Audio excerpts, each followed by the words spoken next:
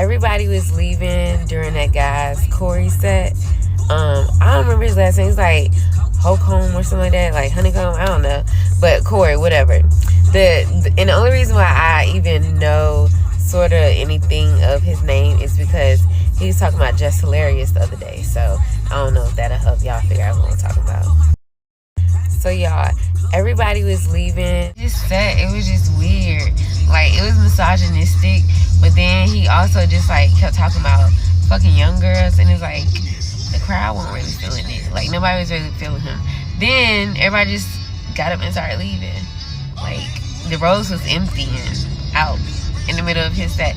I don't even know if he finished, because I feel like the show's supposed to go to 11, but it was kind of just like, all right, everybody getting up, so like, just, yeah, let's go. But his set, it was just... Oh, what's good? So I see this this story going on. This is coming off of Corey calling Donnell Rawlings mild or mid a few months ago. Donnell Rawlings got roasted pretty bad. Look, comedians have their off nights, but a lot of people are trying to make this seem like, well, Just Hilarious got some material. And I'm like, well, there's two different things that could happen to a comic. Three different things. You can either get heckled by the audience.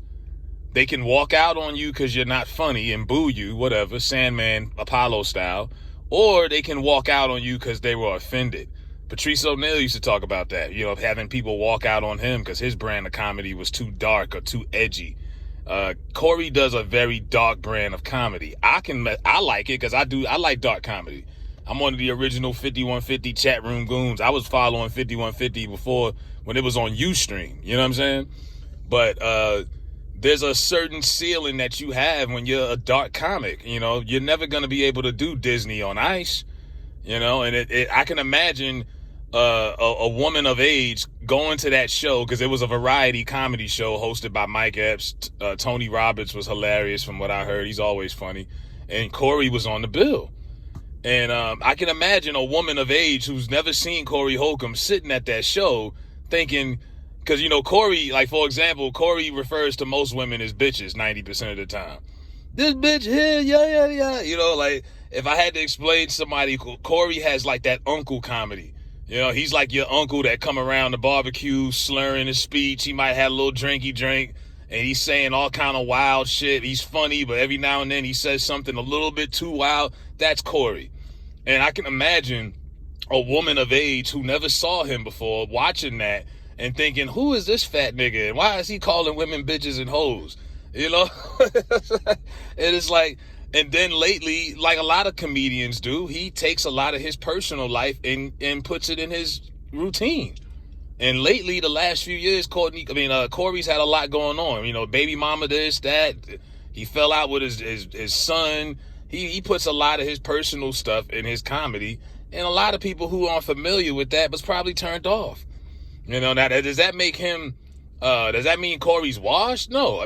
I'm sure Corey has people walk out on his shit a lot because people who are unfamiliar with him do that. Now, the people who know Corey, who are fans, obviously, they not walking out on it, you know what I mean?